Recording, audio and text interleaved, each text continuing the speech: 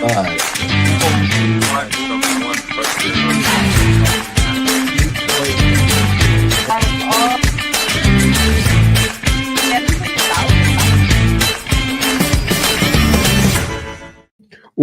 up, everyone? Air Raid Mike, the host of the Air Raid Attack podcast, and we are live for the first time in 2025.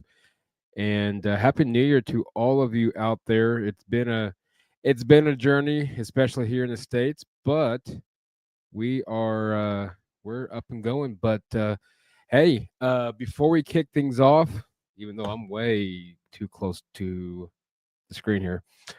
Before we kick things off here, the Area Tech podcast is now the proud member of the Pod Breed Network. And I will get to all these wonderful comments here very shortly. And looking forward to that partnership with them. And better yet, I got a fun one for you. She is probably the most diehard Buckeye fan that I know to many, even though I know a lot of them. But she's definitely would be up there in ranks. I was informed that the Baker Mayfield planting of the flag was her favorite moment thus far in her wonderful Ohio State Buckeye lifetime. And yes, she did beat Texas. So I can't give her too much. Without further ado, the host of the CFB Talk with Heather, Miss Heather, welcome aboard. And how are you tonight? Man, how are you going to do me like that backstage, calling me out with the Baker Mayfield planting of the flag? Not my favorite moment, not the best moment ever. I was actually in Disney World when that happened, and thank God I was at the bar. So it's not a moment that I'll ever forget. So thank you for having me. But man, that intro did me dirty. Well, I did make up a little bit just because you guys did beat Texas, but I do know a few personal Buckeye fans. They are still salty, almost a decade later, and I get it. Real quick comments. Daniel Hill, hey, what's up, Daniel? And the brothers Herbert Raj from the Herbert Raj podcast. Oh, I love the Herbert. I'm gonna do their show tomorrow, so I'm super excited. Nice. Thanks guys for watching. And Herb, I'm sure it's the one doing it, but I see it on the comments. I'm not bashing him. It's all out of love. Stealing my guess. I saw that comment, but all is well. No, they're a good group of people, and I know you'll have a lot of fun. Ooh, come on. All right. Come on here. Alrighty. Let's talk some college football, Heather. Yeah.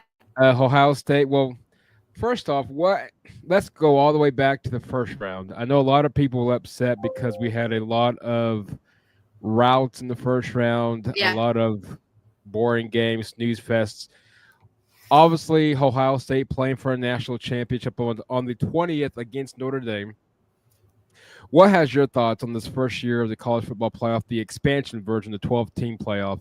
What has your thoughts been from a fan standpoint when it comes to this so far? I think from a fan standpoint, it's worked the way that I kind of hoped that it would work. The first round did surprise me a little bit, though, because of all of the upsets that we had throughout the whole season. The regular season was wild this year. I can't remember a regular season where we had as many upsets as we did. So I thought that the first round would be a little bit more interesting. But, kind of it leveled out and it played out the way that it was supposed to number-wise. Second round, that was curious because none of the number one seeds – none of them won, and all of them but Arizona State got blown out, really. Yep. So that was curious. I think that it in the end, I think you can make the argument that it worked out the way it was supposed to, that the two best teams ended up making it in. And I think that there are the arguments where it took 12 teams for you guys to get in. Yeah, it did. We played the hand that we were dealt. So did Notre Dame. I think Notre Dame still might have made it had there only been 4 because of their strong, they ended the season really strong. But, and who knows, maybe we would have played that Michigan game a little bit differently had we had to have that win, but clearly we didn't. And here we are. So I think it's been good. I think it's worked out the way that it's supposed to. I will say, I know I was on a guest on a podcast a week or two ago, and I will say I don't think the expansion is needed past 12. I think No. right now, I'm not going to say it's drawn out. Maybe they can figure out Yeah. some scheduling here, but I know um, um, the expansion, I think past 16, I think is insane. I think for now, I think 12 keep it. I like where we're at. Obviously, I could say lackluster, lack thereof, or I mean, not really lack thereof, but I mean, I guess Yeah, that's probably the yeah, right word. But yeah. It hasn't been as exciting, right? As I think a lot of people thought it was. I mean, the Texas Ohio State game was good. The Notre Dame Penn State game was good. I think the semifinals were really good from an outside perspective. But I do agree with you. I don't actually like it more than 12. I think 16 is still too many.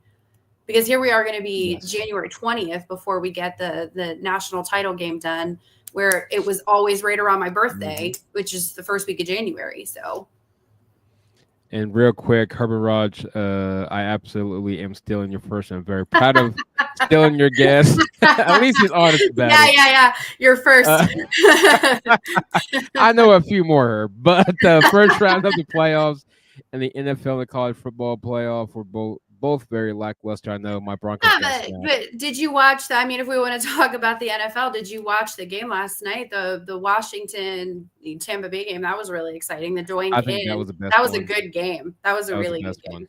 Yeah. NIL and transfer probably made the regular season a little crazier. I think and Mhm. we'll touch base on that. I think that just in itself has made college football with four. I don't think boys. Oh Oh, yeah, actually, wait. SMU No. or I don't think Oh I goodness. don't think any of them really should have gotten in. I mean, they proved that. Arizona State, maybe they played Texas really tough. They took them into overtime, so I think that they proved that they deserve to be there. But Boise, Penn State easily had the easiest Yes. road to get to the semis. I mean, they played two of the cupcakes in the postseason. So But no, I think absolutely. I mean, I think the 12 is perfectly fine. Boise State did exactly what I thought Boise State would do. yeah, SMU's the same way. I didn't think, and nothing against the ACC or nothing against the Mountain West, but Boise is what Boise was, and SMU was just a one hit. I mean, you got to look at the ACC. The ACC was extremely down. Florida State, I don't know what in God's green earth happened to them I at mean, all. you talk about the most epic collapse ever. I mean, they went from everybody was I just Pissed, remember the uproar last year from them not making it into the exactly. playoffs, and then all of a sudden they can't even win, two or three games the next year. Like it was the most epic collapse ever. And I'm not gonna lie, I kind of basked in it. Well, I enjoyed it because Mike Norvell and everybody else thought. I mean, and I don't know. If Jordan Travis doesn't get hurt, do they get in the Well, playoffs next year or last year? I don't know, right. but I think that they would have probably. I think that injury was what kept him out. but um, nothing against the ACC. Why not? They were bad. Oh The yeah, ACC ACC overall is was just not good this year. they're horrible. They're horrible. Did Oregon And get screwed by the seeding? okay. I I don't know if they got screwed necessarily, but I'll be completely honest. It did surprise me that they were seated in the same side of the bracket as Ohio State. That did surprise me. I thought for sure that they would seed them where they played Ohio State in maybe mhm. the finals, And now I guess looking back, hindsight's 2020. If that would have been the national title game, that would have been a massacre. That would have been bad. But I was actually very surprised that they put Oregon and Ohio State on the same side of the bracket. I will say that I will say the 12 teams definitely I think is the best fit. So do I. Now here's where I think the only issue is going to be. I don't know if we're gonna, and we may see it next year. We may not see it next year. Is the group of four? I Automatic bid. No, get rid I of that. If I that's don't what like you're that. saying, get rid of it. Yes, I yes, don't like that. And I think that this year proved that. yes. And I'm not knocking Boise. They have wonderful I program, am wonderful year. I'm fine, but still a they little salty from '06, but I mean, oh yeah. but besides that, Yeah. I mean, like I said earlier in the show, I mean, they were what they were. They were a Mountain West team that had no right to be in the playoff, and that's going to upset some people. But Well, they just they Yeah, weren't. I I mean, mean, yeah, it kind of is what it is, though. Like you can't argue the fact that the way the conferences are aligned now, there are super conferences, and I would arguably say Notre Dame is obviously they're unique because they don't have their own mhm. conference. Maybe they have the right idea. I still think that they probably have the right idea, but you have the Big Ten and the SEC, and really outside of that, there really is a big talent gap, I feel like, in teams and in competition. And even though the SEC was really down this year, I still think that the SEC was light years better than an ACC. We'll definitely talk SEC here shortly. I also thought the same thing about Texas in the way they played Georgia twice, and then the Well, next best SEC team finished like 8th. yeah, Texas losing to Georgia twice was and then seeing Georgia with their collapse against Notre Dame. Georgia was the most confusing team to me in the playoffs this year because you saw two teams with Georgia, and I don't know if I'm getting ahead of myself, but No, you're good. you saw two teams with Georgia. You saw a team that would play that I didn't think anybody could beat. And when they were on, they were on. There was no one that Yeah. could beat them. But then they had these epic collapses. Their defense died. They couldn't figure out how to pass the ball. They couldn't figure out how to run the ball.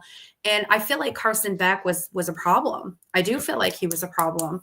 So, maybe with him entering the portal, Georgia will get back to Georgia. I definitely know that Carson Beck missing him against Notre Dame really shot their chances. Not saying that they would have. What the? Not saying that they would have beat Notre Dame. Notre Dame just defensively is just outmade. I do. Wonderful. That one caught me off No, guard. well, I was on my last part. I was so excited to trash Alabama that I trashed Alabama accidentally trying to trash Georgia too. I did it twice. The second time I caught myself, but I was just so excited to trash both teams. Well, don't feel too bad. Don't feel Mhm. too bad, Heather. I mean, I think Herb and Raj, they're still salty because Oklahoma is the reason why they weren't in the playoffs. Well, so and that's okay. that was my argument when people would say Alabama deserved to be in an SMU. I said, don't lose. And now I'm going to trash your team, but I'm like, don't That's lose perfectly dumpster fine. fire because Oklahoma wasn't good this year. Well, they had a down year. So I well, just said, don't lose yeah, it in the manner that they did. You guys stomped them. Well, I said this last year, and I said this before, I think right before the season started on the podcast. I thought Dan Lanning should have been the guy we hired. I'm going to he's a good coach. They'll say that till the end, but maybe Brent will take this and turn this thing around. Obviously, this is the worst season in 30 years, and I get that's not the most, thing to have on your name, but 2 losing seasons in 3 years isn't really the best way to start your career as head coach. But maybe he's recruited well. The transfer portal, it is what it is. You either you like it or you don't. But I trust in Brett, but. Don't you feel like though with programs like in Oklahoma, you can't have it's a win now mentality Right. at some schools. Some schools you have a little bit of grace where you have some time to build it up, but schools like your bigger schools like in Oklahoma where they have had a lot of success in the past, you just don't have that grace. Like you have to win now. Well, no, you absolutely nailed it. I mean, you're looking at, even from a non-college football standpoint, look at Oklahoma men's basketball, for example. We've lost the first 3 in the SEC, and now we're wanting to fire Coach Porter Moser. But even that basketball program is it's deteriorating. But even from a football standpoint, going back to mainly football here, no, you're absolutely right. It's Oklahoma. Yeah, we haven't been the same since Lincoln Riley. I'll come out and say that, but. You had 1 10-win season since he left, but you're looking at an Oklahoma team. It's the name. It's Oklahoma, just like Ohio State, just like USC with Lincoln Riley. It's the names. The Florida States, the Alabamas. It don't matter 20 years from now who the head coach is. It's the fact that it is the Ohio State. It is Oklahoma. It is Oklahoma, right? Exactly. Right. You have that, and and you brought up Lincoln Riley. I don't think Lincoln Riley was your answer either. I don't think he's the answer. I think he can develop quarterbacks into Heisman winners, and I think that's about as far as he can take you. You're absolutely right, and that's proof in the pudding out in USC. Um, he is better on the as a coordinator than he is a head coach. Yeah, he is. He is. And I mean, he really needs to figure out who to hire to get some defense because they don't love defense. I I have to will like say this. I'm not taking. Respect Mike Leach. Lincoln Riley reminds.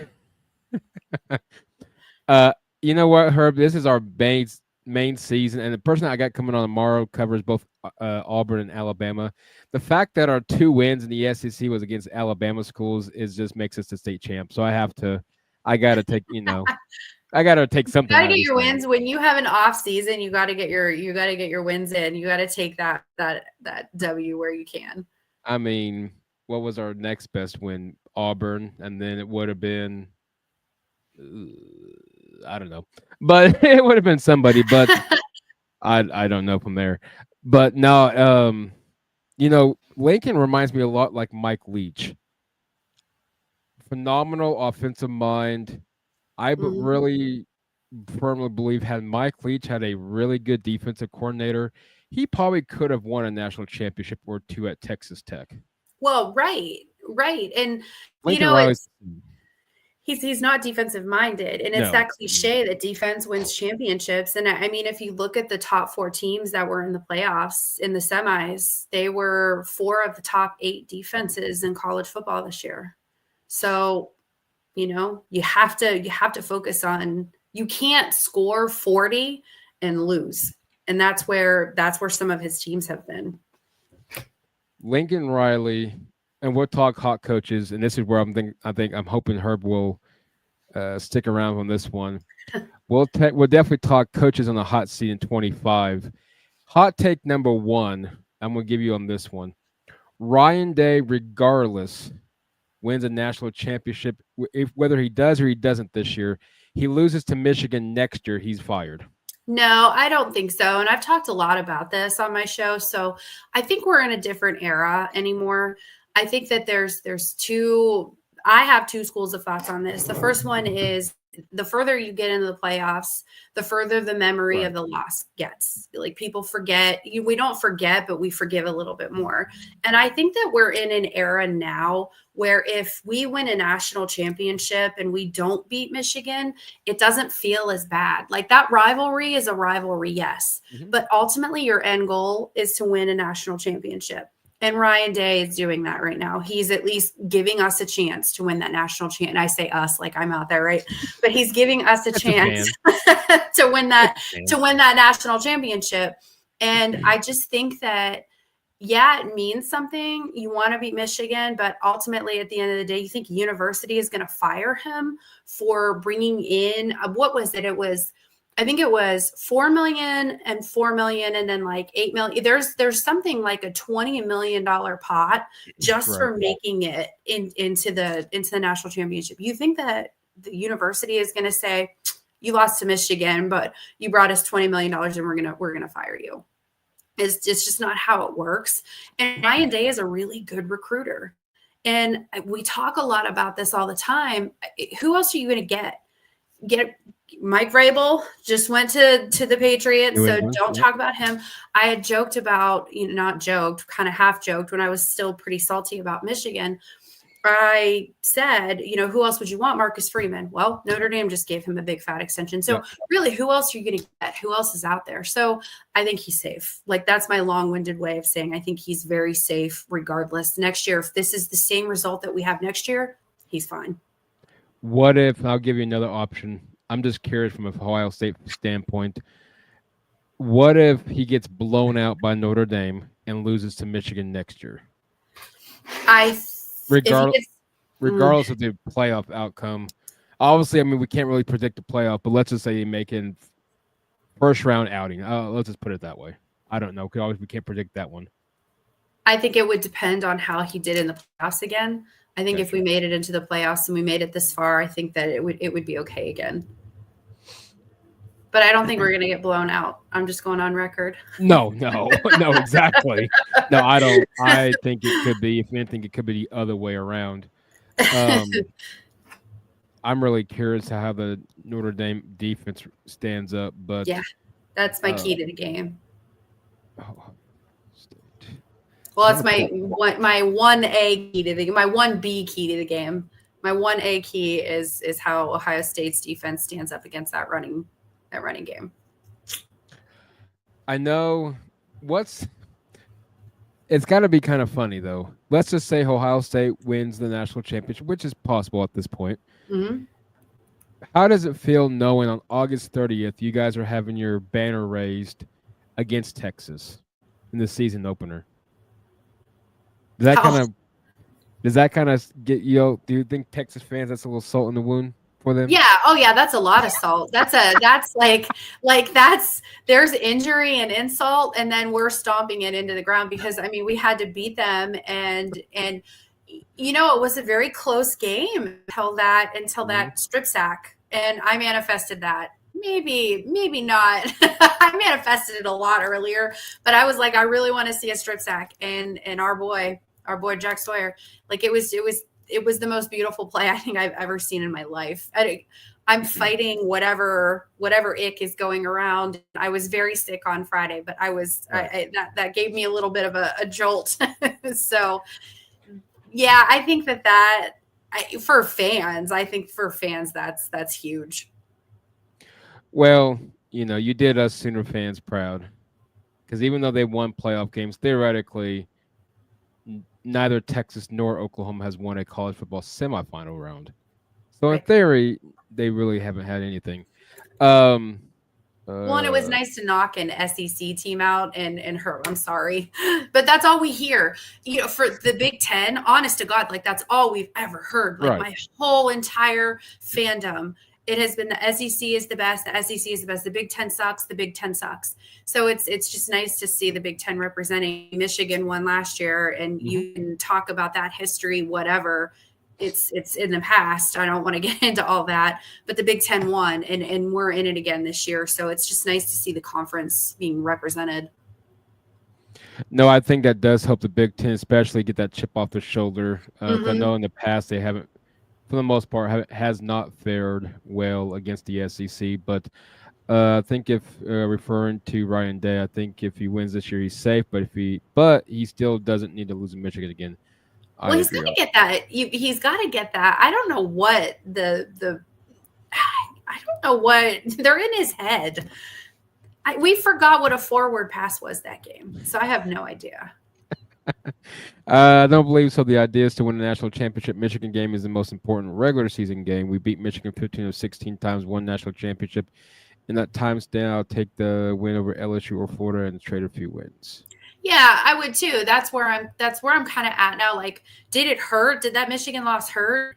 Oh yeah, I canceled every plan that I had and I sulked the whole entire night. I think I ate like a whole entire pizza and a whole entire pan of brownies. I'm not exaggerating. Like it was bad. I'm warned. It was bad. But we made it into the playoffs and then we beat Tennessee and then all of a sudden it's like, okay. And then we blew out Oregon and it's like, okay.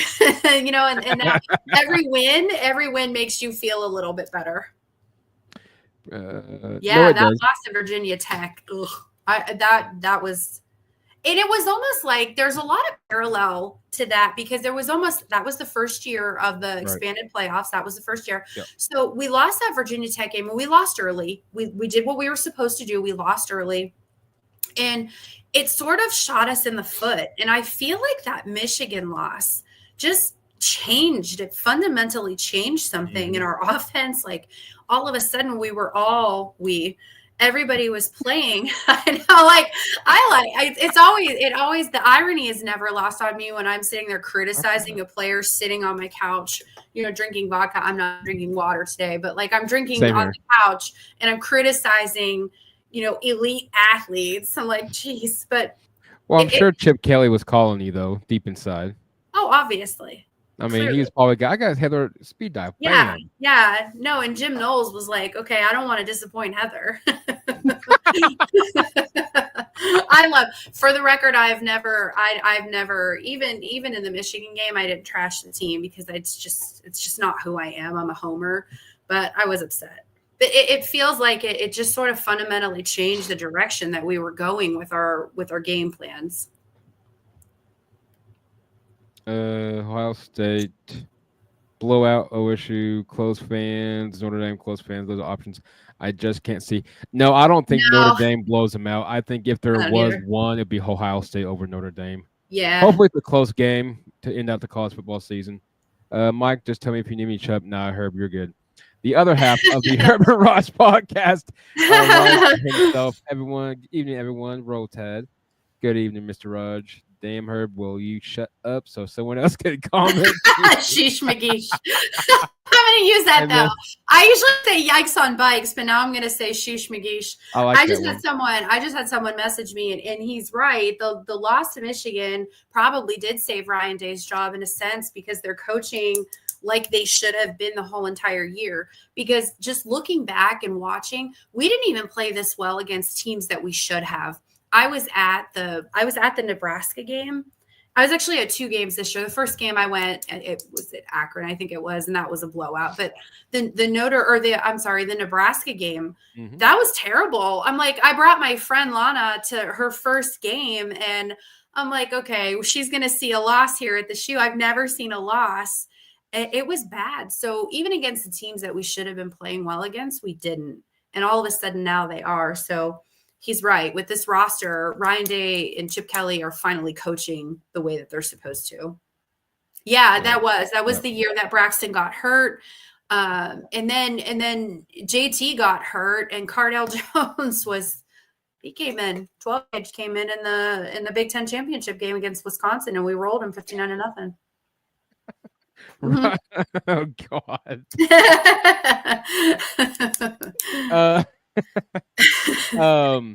Score prediction with I know obviously Ohio State winning.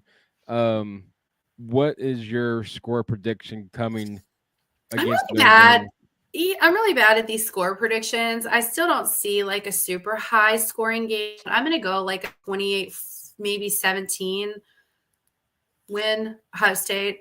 I don't think it's going to be like super crazy high score. Right. I think you're going to see a defensive one or the other. One way or another, I think you're going to see a defensive score. I think I'm going to go 28-14, or I'm sorry, 28-17 Ohio State. Yeah.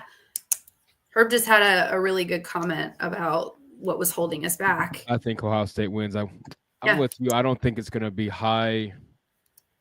Not that 28 30. Points is a lot, but what we've seen, it's not. Yeah, I was going to say, I don't think it's going to be high score, maybe 20. So I'm kind of in that 27 realm still. 27-17, 27-14, somewhere in that time frame. I feel like the only thing holding back Ohio State, I think that's been the thing, really, and I can't really vouch because I haven't watched every single Ohio State game, but in the games I did, I think Chip Kelly's been the weakest link at times. Oh, yeah. It's been – the play calling has sometimes been just baffling. It's been so conservative. And it's something that I've talked about too. And I always joke and I say, obviously, I'm an expert. I have a podcast, so I'm an expert and I know what I'm talking about. But I feel like with a lot of teams, like with Notre Dame is the kind of team where most teams are.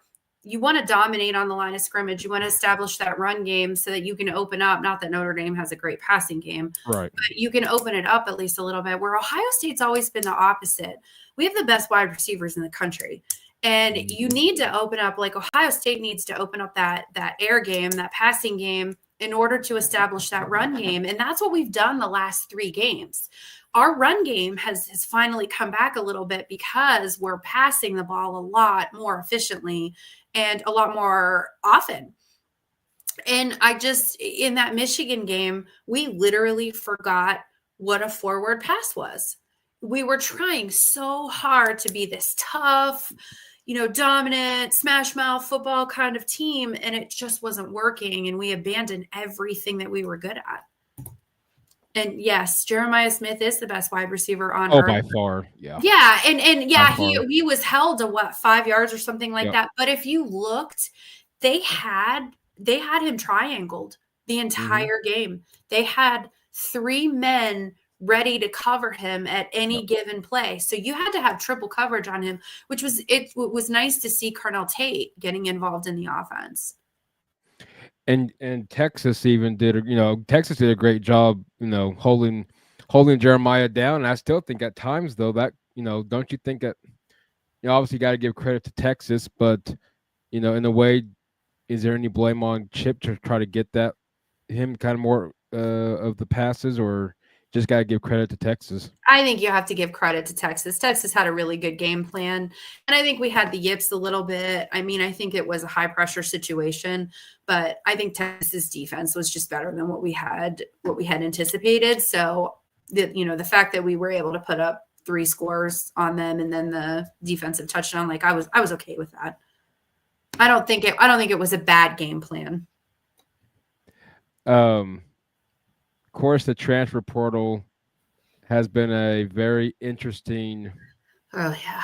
very interesting. Of Mhm. course, Quinn Ewers supposedly, you know, he declared, but now some people saying he's kind of maybe rethinking. Michigan, I think it was Michigan. Somebody was willing to pay him for. Do you think he comes back? If not, could you see him at Ohio State next year? No, I think he's stupid. I mean, and I don't mean this disrespectfully. I think he's stupid if he comes back because his draft stock just as the playoffs went on, and I think that as the season went, to be honest with you, his draft stock started dropping. I don't foresee him going to another school and being able to raise that draft stock. And all he's going to do is risk injury. He's already going to be he's going to be high. I don't Oh, think he's going to go absolutely. first round now. Maybe he'll go late first round, but he'll definitely go in the second round. So, and Carson back went to Miami. Bye. Good. Yeah, he won't win. I mean, No. And the only reason Miami was any good, I mean, Carson Beck he doesn't have the talent around him like he did at Georgia. That was as a party move, social media move. Have fun, Carson. I hope he knows one thing. Well, I ain't gonna say that because that's kind of mean, but No, you you know, should say because it's probably something I've said. no, I'm just saying, Carson, you better watch yourself. That chick may Yep. use you all your money, and now you'll be broke as a joke. Yep. Yep. Um, Because but she remember his bubbling personality, that's for sure. I just don't. I don't have like I'm not a Carson Beck fan, and it's not because I hate Georgia already. Like honestly, like I could be fans of players from other schools. I'm a Ewers fan. I'm a mhm. Quinn Ewers fan, and there were a couple of players that I got to see this year in the playoffs that you normally get to see because they're left coast or they're not highly televised. But I think that Miami won. Miami won't win. No, I think that won't. I don't think they'll make the playoffs next year. Miami won't. No, I But don't. Ewers, No. I think that Ewers needs to stay in the draft, enter the draft, stay in the draft, and move on to the next thing. Because who knows? Maybe he got a bit of a higher ceiling. Maybe the Texas.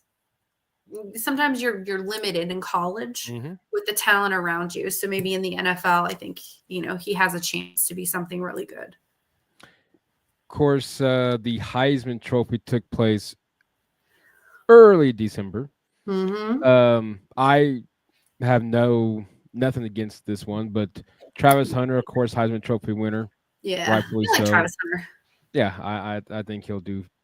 His girlfriend's a little or fiance, whatever she is. I don't know what's going I on with felt that. so bad for him. Like I wanted to Yeah, go like mom him and be and be so excited for him. I felt yeah. so bad. Well, did you see Dion? He kind of like told her like get up, chick. Like, what are Like, you what are you doing? doing, lady? So I wanted I to love finger. reading the memes about her. It's interesting. Hopefully he figures all that out. But I hope so. um, Yeah, you don't want that distraction, especially going into the biggest moment of your life. no. Uh, I have nothing. Obviously, I think the committee, the voters won that one. I don't think who was second. The running back. Oh, the running back from Boise. Yeah, Um, I can't think of anyway, his name no. because everybody says it wrong. Well, you don't want me to say it then.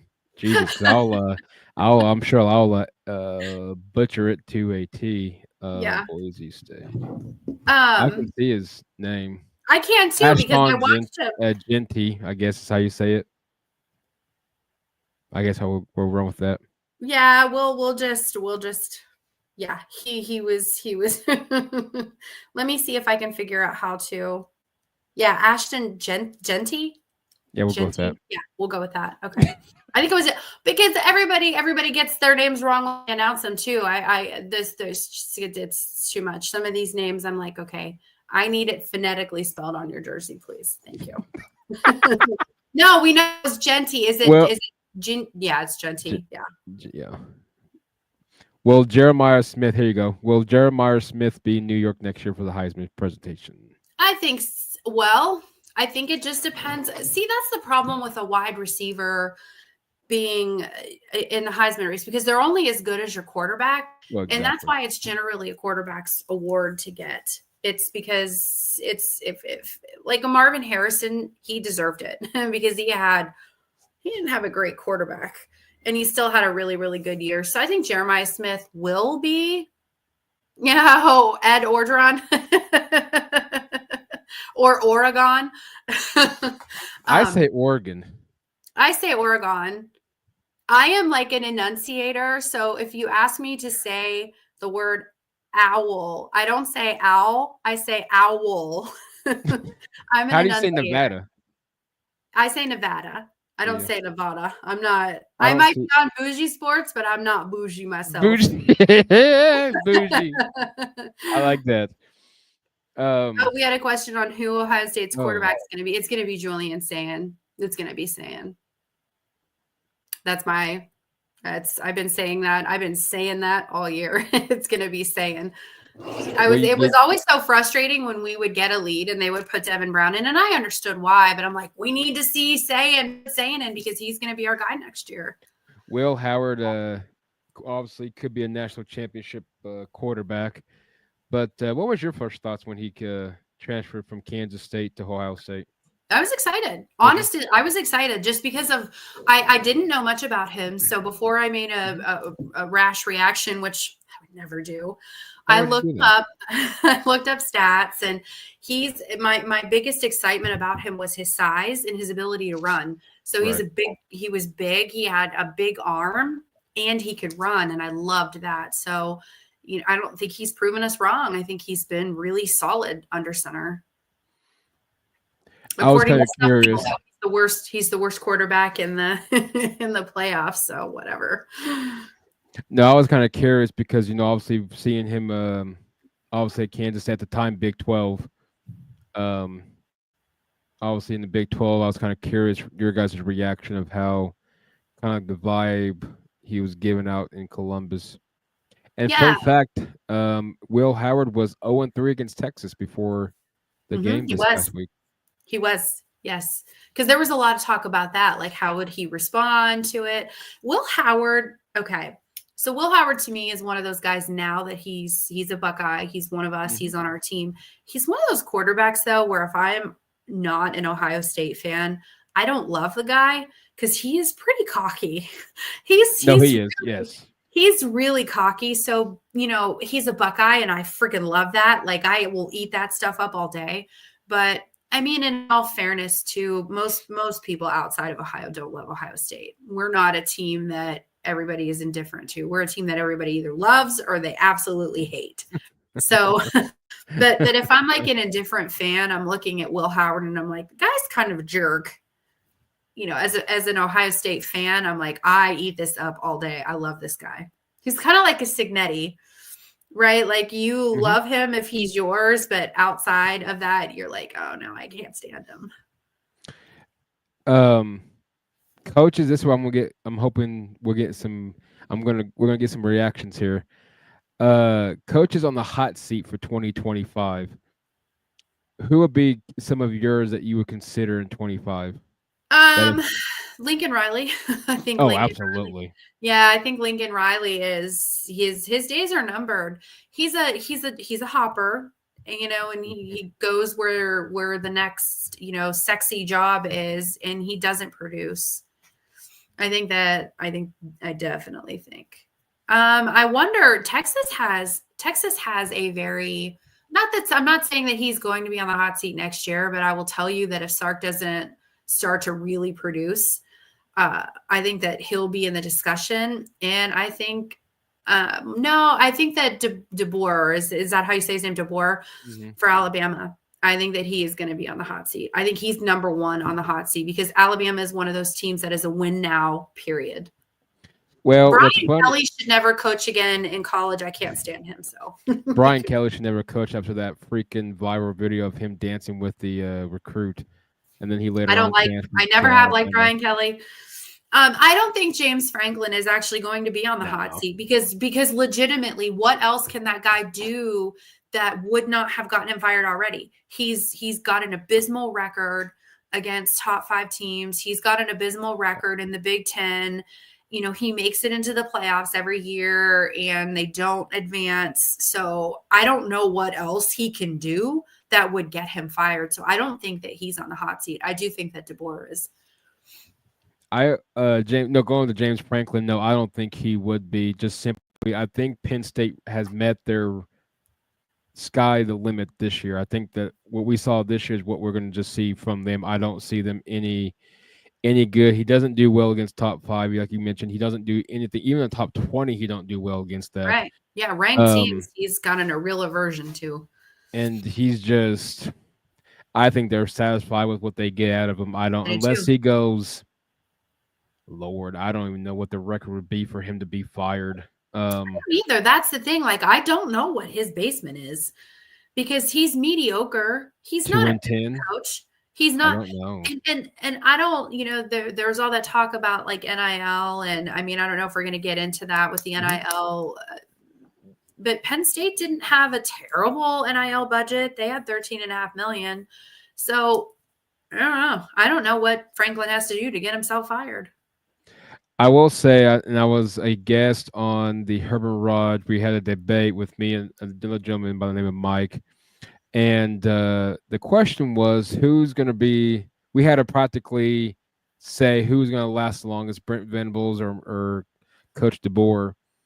And what's funny is I think both could easily be out next year. I think Coach DeBoer could easily be out next year. Another 9-3, 9-4 season.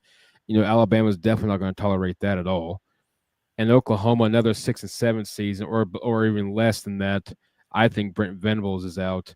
Who could replace them? I don't know. Obviously, that's another topic for another day. But I think Coach DeBoer, like you said, Lincoln Riley. I'm even going to go out on the limb, and I would even say, Hugh Freeze at Auburn, I think could easily be.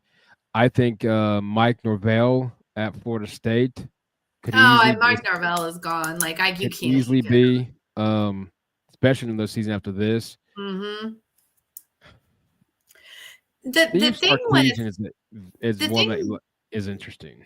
Well, and the thing with like a Norvell or even a DeBoer, you have these teams that you're coming in and they're built for success now. It's not like you're coming into these programs like with an Oklahoma too. Like you're not coming into these programs where you have to rebuild from the bottom up. And that's the thing with these big schools like that, where I think that's where the win now mentality comes in, because you're built for success now.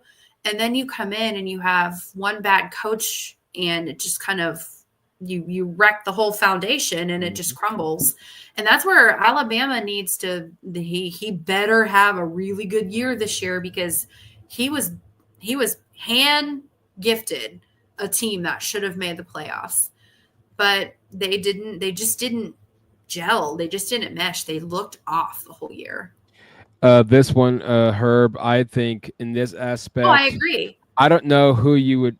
No, it's crazy to think it'd be next year. I think the same as Brent, but it's like we mentioned earlier in the show, it's the names of Alabama, the Ohio States, the Oklahomas. I think even for a year to kind of salvage them back, maybe Nick do what Oklahoma did, even though that was a 1-game ordeal. Maybe bring Nick back for a year. I don't know. And then going back, what about Lanning? I don't think so. Not right now. At all. I mean, they had a magical season.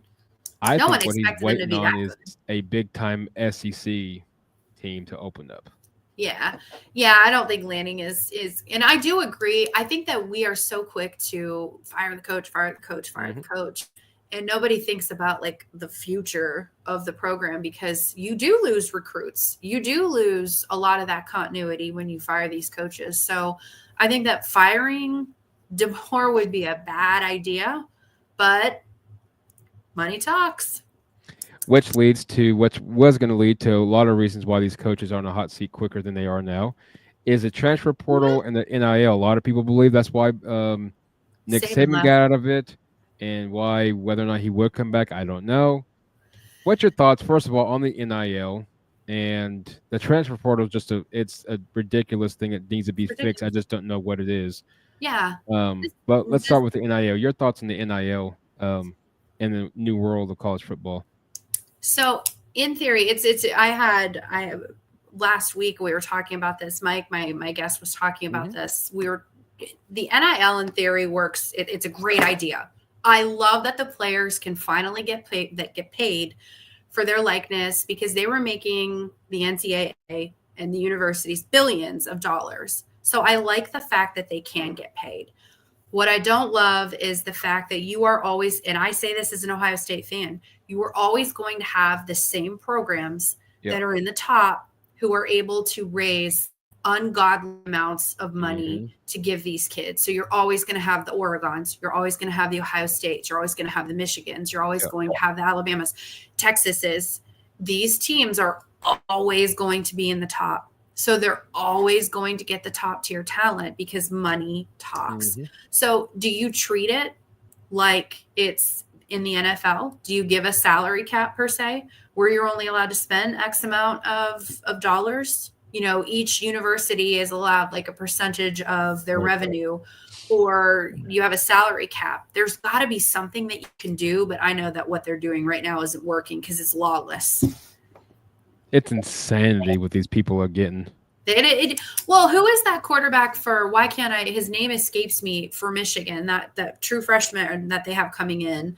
They give him $10 million. $10 million for an 18-year-old child who's never seen a snap on the field.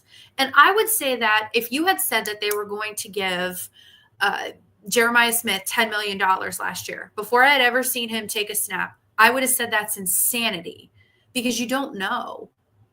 Well, no, you don't. And it's just like, people can sit there and say, well, just like the rookies in college football or in the NFL, and absolutely right too. Yes. But they're capped as well they're too. capped, yeah. Well, I mean, look at the Oklahoma side. Mateer, I think is how you say it. From my understanding, they were in a bidding war at the end because with Coach Arbuckle, being the odds-on favorite to land Mateer. I think North Carolina Coach Belichick was trying to get involved. I think Miami did the last. So I don't know what the bidding war finally ended up being, but we're literally bidding, and obviously he has the the experience over compared to a high school quarterback.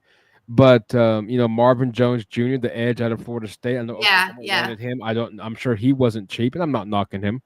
You get your money, we can get your money at. But I think to an extent. I think to an extent, like you said, I think you're going to have to cap it somehow. Do you know? I'm kind of not really confused. I'm trying to figure out where this role plays into it. What does a general manager in this aspect? I know every university has one. Do you know what their role is? Are they the cap people, or we don't really? Well, I don't think that. I think that's where the problem is, because I have been trying to figure out. They just manage the funds, I think, to make sure that they're appropriated correctly and that no one is siphoning anything off. But I don't think that they actually manage it. I think that they're just overseeing it to make sure that there's nothing illegal going on. Not that there are a whole lot of laws and rules around it, but I think that that's really all that they do. There isn't a lot of oversight with this. And one of the other things that is, what do you do? There's actually two things that I've been really trying to look into this and see what the NIL entails. And one of my questions is that what happens if you give this kid $10 million to come to your university and he plays 1 year and then he leaves and enters the transfer portal the next year? What happens? And actually they're finding now that you can sue these kids can get sued now. So Interesting.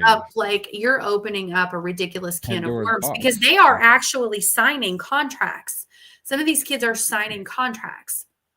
And I'm not saying they're signing them with the universities. They're signing them with the Dave Portnoy put this money into the fund, Mhm. and they're expected to stay. And now whether or not you would sue, I don't know. I don't know what that would look like because obviously we haven't gotten that far into it. Right. But another thing would be, okay, let's say we do a salary cap. What's to stop some of the boosters from Mhm. saying, okay, I'm going to hire you to be a spokesperson Well, of for, course. or my assistant. Your annual salary is going to be $3 million a year. And the only thing I ask is that you stay in Ohio State. So what would be to stop that? So I feel like there's so much gray area surrounding this. I don't know how you ever get it under control. I don't know. I'm in my head just tentatively, like just a short amount of time. I don't know if um if there's an answer. They're gonna have to figure something out.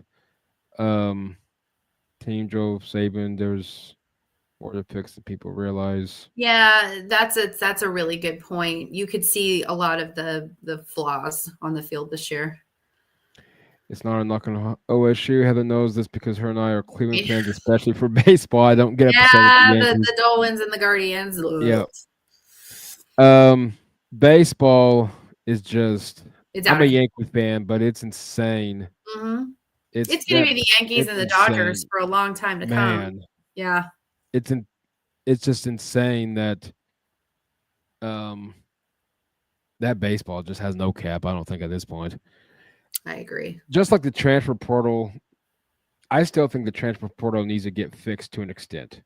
I do too. There needs to be term limits. Yes, You there cannot needs to transfer be. like twice or there's got to be some. You can't because did you see that they're talking about adding a 5th year of eligibility? Mm-hmm.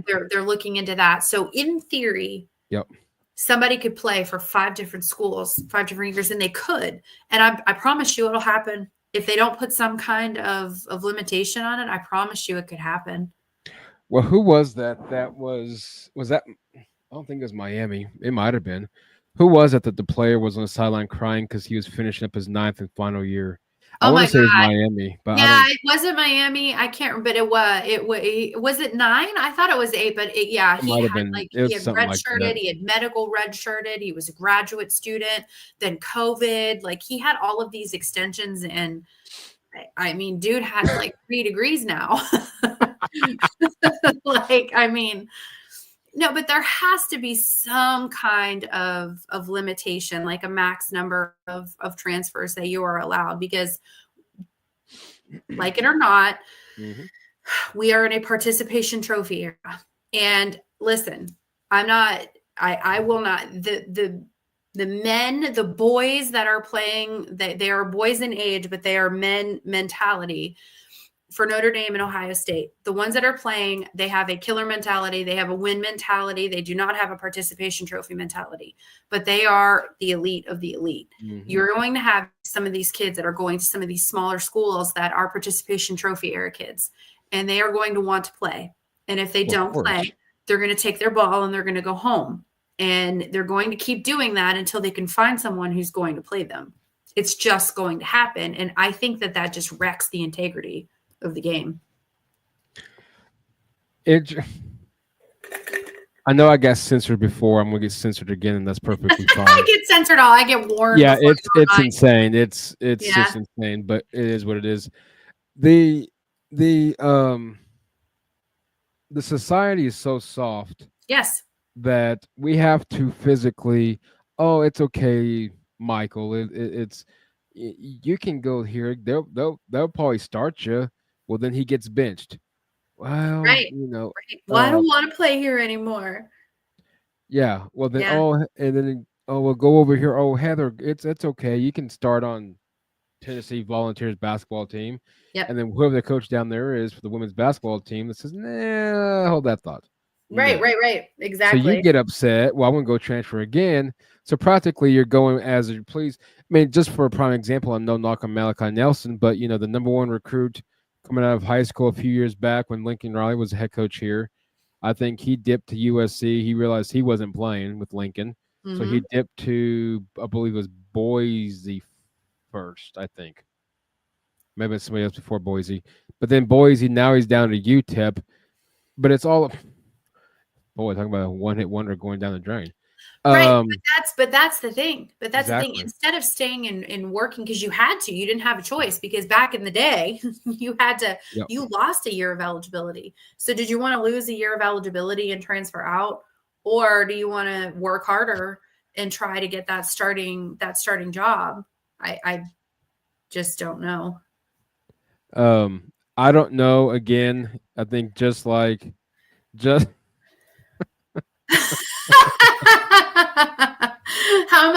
How much money are we talking? I was Like gonna say, Raj, I know I may have to fork some of that out then. Um, but um, but no, I think the NCAA's got to they got to figure something out with the NIL, maybe a cap thing. I don't know what that looks like, but if anything, the transfer portal, I think that's just it's gone insane. Um, Look at because it I mean, flawless. There's it, no rules around it. You no, just there's go. not.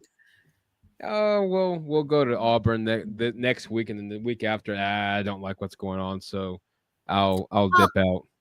did you notice in Herman Raj? I think you can tell me. I believe it was an Alabama player. I don't think it was a Georgia player. I believe it was an Alabama player this year, where like it was the first or second game of the season. He decided that he was going to redshirt because he was going to enter the transfer portal and he didn't want to lose a year of eligibility. Right. So he redshirted himself and ended up into the transfer portal.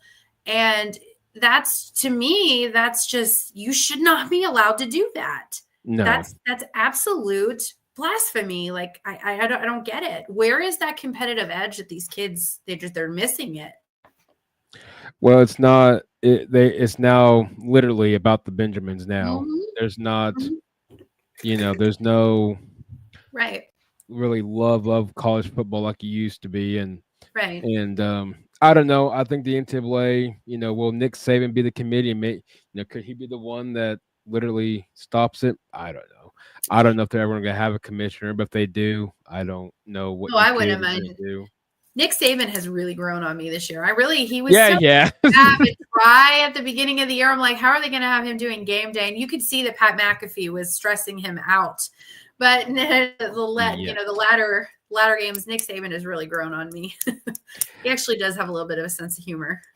I like the fact that he's gotten feisty from a coach's standpoint, He has. and the fact He really that, has. and there you go. There's your Jaheim Otis. Okay, so I had remembered hearing about that. I thought, excuse me, you are choosing to redshirt yourself, sir. You go sit down. There ain't no way. I'm going to put you in every snap now. Don't even play. as we wind down the home stretch. Coach Dion made a little splash in college football when he took over Jackson State, and then of course going to Colorado. What were your first of all? I want to say, what are your thoughts on how he's done thus far, even though it's Colorado? He's One, done. Yeah. but more importantly, what are your thoughts on him being involved in Shadur Sanders and even Shiloh, but mainly Shadur, I'm sure, his draft plans, if you will, and being the final boss of, I'll take it from WWE standpoint, the final boss of where he is going. I think he's done a really nice job at Colorado as a coach. And when I say nice job, I'm probably going to get attacked because people love Dion. I don't actually hate the guy, but he had a lot of talent. He's done an okay job. Didn't surround himself. I don't think maybe by the greatest coaching staff that he No. could have. I think because he has that I'm the greatest mentality, and you have to be Oh, to be a absolutely. Yeah. player as outrageously talented as he is, you have to have that mentality. But as a coach, you have to know it's like being a leader for anything. You have to surround yourself with people who make you look good. I don't think he does that. I think he surrounds himself with yes men. So he's done a fine job. I don't know if that's going to be sustainable now that he's lost all that talent. So we'll see. I don't even know if he sticks with coaching, to be completely honest with you. And then to your second point, I don't love. I think that he should guide his son, Right. but I think you're getting dangerously into the Ball family territory, where you're going to ruin your kid's career because you can't stay out of it. I've heard. No, I'm with you on that one. I think you're going to be in a Archie Manning type of thing with Eli, and I know way back before my time, John Elway back in the '82. But I believe apparently people say his dad got involved. I did not know that. Um, Wouldn't but surprise anyway, yeah, me. just don't talk about the 99-yard drive, and we'll be all right. For I didn't want to bring that up, but Yeah. we might have got smashed around Buffalo. I gotta have some insight, great insight to look forward to. But anyway, uh, no, I just say Shador is talented. I don't know what he can and can't do in the NFL. I don't know. He showed some flashes. He showed some at times too, though. But That's the thing. That's the thing. This quarterback draft class is weak, and very Shadur's weak. included in that for me. Yes, and I'm not saying I thought Caleb was a bust coming in. I think you could add that to Shadur potentially. Depends on where he lands. Well, that's the thing. It depends on where he lands. I think Caleb might have done a little bit better with a better organization. He had arguably, and I say this as a Browns fan, the worst coach in the NFL. I mean, Oh, absolutely, yeah. oh my God, seeing some of those, I saw it. I don't know. I don't know about Caleb Williams and where he could have gone, but Chicago ain't it. And I think that's going to be it for Shador. There's a lot of talk about him going to the Browns. I'll be completely honest with you. I'm not on board with that. I'm not on board with Cam Ward either. I wasn't, and I definitely wasn't the way he presented himself towards the end of the season. Yep. That was it for me. Me too. Now I did hear, which this will bring up the next one. College coaches hasn't very well fared in the NFL for the most part. I don't know if you've been listening to the latest rumors. Of course, Dallas not bringing back Mike McCarthy, which that's I not a did see that. surprise. Yeah, That's no, not a that's not a surprise surprise at all. No. I'm surprised he lasted as long as he did, to be honest. So much. I didn't think he was going to make it. No. 2 college coaches being mentioned for Dallas. Dion and Coach Sarkisian. Sark probably would be better than Dion. Dion would never be able to coach. He would have respect, but he wouldn't have control, and that would be the problem. You can't control NFL players, and that's what Deion Sanders needs. He needs control. Sark might not be a bad. He's offensive minded, obviously, and if he surrounded himself with a good staff, I think he'd be okay. Maybe like a Pete Carroll thing. I mean, Pete Carroll really translated very well into the NFL. Oh, absolutely. Obviously. Sark I wouldn't be mad about that. Would he be my first choice? No. But if my team hired him, would I be upset about it? Also, no. I would even go out on the limb and say, had Lincoln Riley not struggled at USC, I think he could have been mentioned. But I think his name kind of dipped. Well, yeah, because he doesn't know what defense is. No. Ryan Day, no. That's just wishful thinking. That ain't happening, sir. I don't know if you heard. I know Cam Newton. I don't know if it was today or what. Lincoln Riley sucks. Yeah. Well, I do know one thing. I don't. I'm not going to speak for all of OU country here or Sooner Nation here, but I kind of would like him to come back at this point. At least be one more. But anyway, so Cam Newton brought up something interesting was the fact that Dallas could go after Dion, and then Dallas would trade up to Tennessee, give them Dak, and they could get Shador. However, like you at the same time, kind of barely up on what you said. Jerry Jones, first of all, I'm not a Dallas Cowboy fan by any means. I can tell what they do. He's the puppet master, though. Jerry Jones he's controlled. He's the GM. Yeah. He's the head coach. He's everything. And I don't think Dion can, like you said, that's the biggest issue. And until Jerry gives up that GM spot, Dallas is not going to win another Super Bowl. Correct. And the last one was a new coach, so. Yeah, no, that's. I just don't think that would be a good fit at all. Dion would not be a good fit. I just think Dion stays in college. That's a good fit for him. If he does stay. I mean, if we're going to be completely honest, I wouldn't be surprised to see him foray into being an agent. No, absolutely. maybe like Mike Novell's in a hot seat. Maybe stick around Boulder one more year, see what happens in Tallahassee, and Oh, maybe. I mean Yeah. you got more resources down there. So Right. last one, dark horse. I know it's way too early, but what are a few of your teams regarding dark horses for next year's national championship contenders, Oh. or at least a playoff spot? I'll add the ones that has no chance. Well, okay. So I'm going to probably regret this because they're in our, and it's definitely not going to be Michigan. I'm never going to say, I'm not going to say it. I'm not going to trash Michigan. Penn State. Look how many people they have coming back. I think they have a real shot because they were really one terrible play away from going. I mean, that Drew Aller, that interception, I mean, he threw right down the middle. So they were one play away, and everybody is returning. I do think that they will be. I think that they will be in it. So I think that Penn State would be my dark horse, maybe my like medium, like my gray horse to make it into the finals. So, I agree on that one. James Franklin takes them out of contention. Yep. I can tell you what I don't ever see is any of these lower conference schools, the Mountain West, the ACCs. I don't ever see them being able to compete with any of these big schools. That's who I would right now, like way too early. I guess that's who I would say.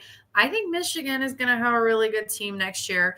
I think you're going to see a turnaround with Alabama. I think you're going to see a big turnaround because you're going to start to get some recruits that fit in their scheme. And a team that I don't think is Tennessee. I think Tennessee was very overrated this year. Yes. So I would say, and it doesn't seem like it, but like Alabama, for as bad of a season they had this year, I think they're going to really turn it around next year.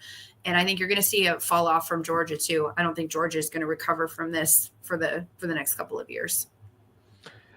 Ooh, I like that one. I'll have to find that clip for that one. I like that. I will go out on the limb. This is really going out on the limb but it is what it is.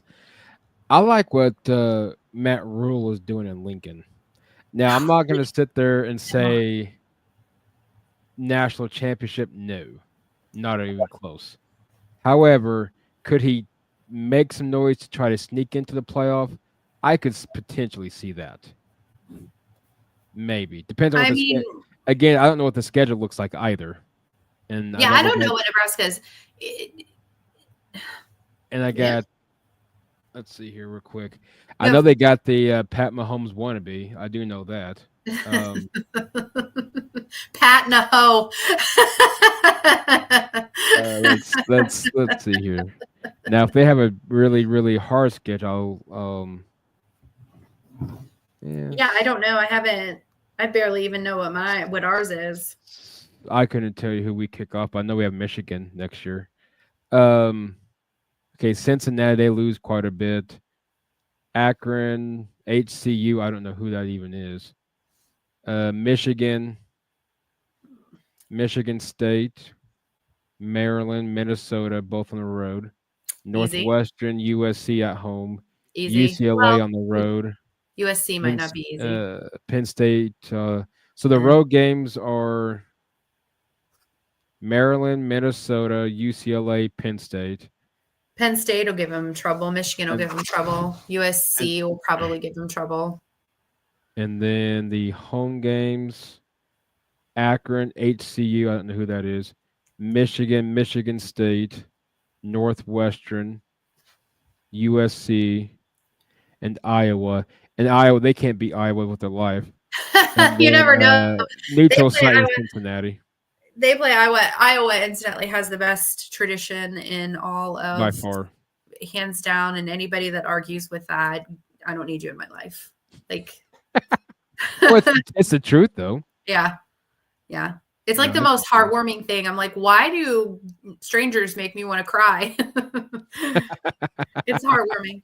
Yeah, Nebraska doesn't have a bad. They don't have a bad. No, the schedule kind of backs. I mean, it gives them a chance. I mean, I'm not gonna You know, Michigan, it could it depends on how that one, but Well, if it they can just all survive depends. Michigan, I mean, they got a good, Michigan State, Maryland, Minnesota, They have a Northwestern's very all, favorable yeah, schedule. Yeah. What a fall from grace for Michigan State. Yikes on boy, no bikes. kidding. Yeah, sheesh McGeesh.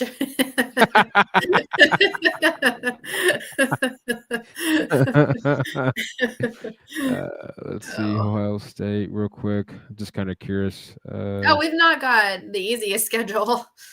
It's not No. going to be, Mm-mm. it's definitely not going to be easy. You guys start off with Texas, Yep. Grambling State. That Oh, should be real barn burner. that's going to be the Grambling State band.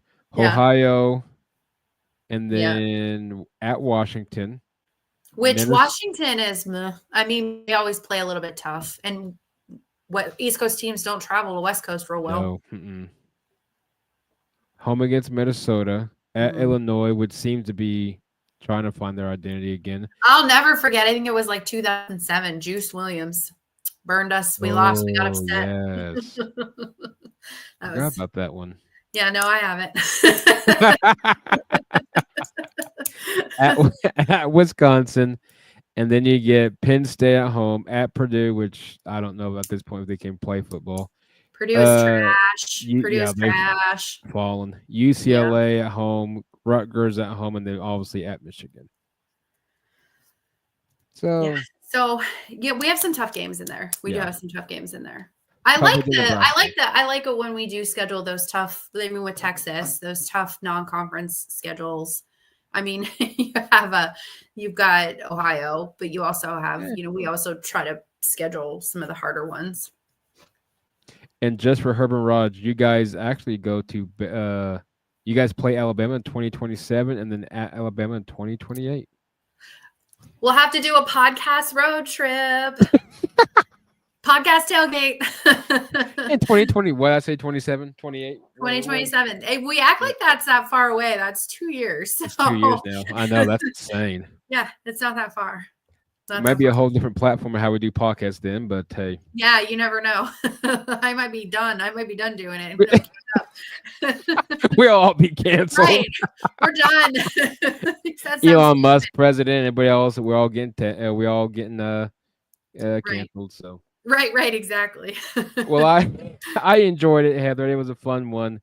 Where can all the listeners find you at and follow you on all your socials? Thank you so very much for having me. This was a lot of fun. You can see my little tag here. I'm on X at Love Buckeyes. You can check my podcast is College Football with Heather. I will be on Wednesday at 7:00 with one of my favorite guests, Mike at the Chill Mike. You can follow him because he does an awesome podcast too. I'm going to be on lots of podcasts this week. I'm doing Herb and Raj tomorrow. I'm doing at Going Nuclear, CLE, on Thursday. And then you can check us out on YouTube at Bougie, Bougie, Bougie Sports. And then you can check us out at bougiesports.net. So you can see my network and all of the exciting things that we're doing. So I've got a lot of things going on. So give me a follow and I'll post it all there. And she's getting bougie by the moment, folks. She does get bougie. I got my bling. This was a birthday gift, though. I would have never bought this for myself, and I'm obsessed with it now. So I'm getting more bougie by the minute. Well, I enjoyed it, Heather. It was a fun one, and of course, Happy New Year, and hopefully your Buckeyes will make it a good one for you to start off the year. I hope so, because man, my heart can't take it. I thought I was going to die on Friday. So thank you so much for having me. This was a lot of fun. I very much appreciate it. Absolutely appreciate you. And you guys been listening to the Air Raid Attack podcast, your home of the unfiltered, unscripted, 100% authentic. And a friendly reminder, be nice and generous. See you all soon. Take care.